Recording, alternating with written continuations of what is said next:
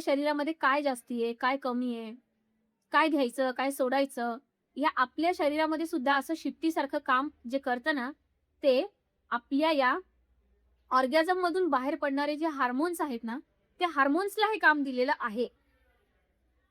ठीक आहे. इतकं महत्वाचं काम हे ऑर्गॅझम आपल्या शरीरामध्ये भूमिका बजावत असतं.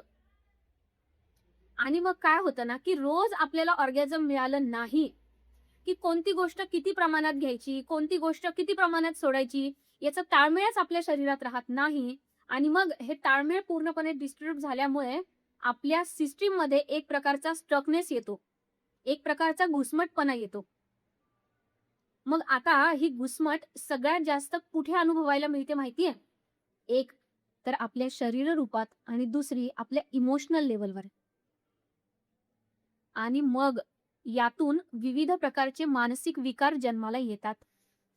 जेव्हा माणसाच्या मनात घुसमटता निर्माण होते, त्याला असं वाटतं, की आपल्यामध्ये काहीतरी आहे, जे ना आपण बाहेर काढू शकत नाहीये आणि त्यामुळे ते आतले आत दबून आपल्याला त्रास देतंय.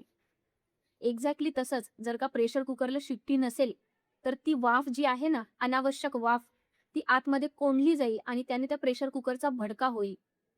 तसंच आपल्या बाबतीत सुद्धा होतं, की आपल्यातली ऊर्जा हे जे ऑर्गॅझम रूपी जी सिस्टीम आहे ती जर व्यवस्थित काम करत नसेल ना, तर आपल्या शारीराद्वारे, आपल्या इमोशनद्वारे, आपल्या मानसिकदृष्ट्या, आपल्या ऊर्जिकदृष्ट्या या आपल्या चारही सिस्टीमद्वारे जी वेळोवेळी ऊर्जा आपल्यामध्ये निर्माण होते ना, ती ऊर्जा योग्य ठिकाणी कुठे वापरायची, कुठे नाही याचं जे सगळं नियंत्रण जेव्हा बिघडतं ना, तेव्हा या सिस्टीम व्यवस्थितपणे काम करू शकत नाहीत.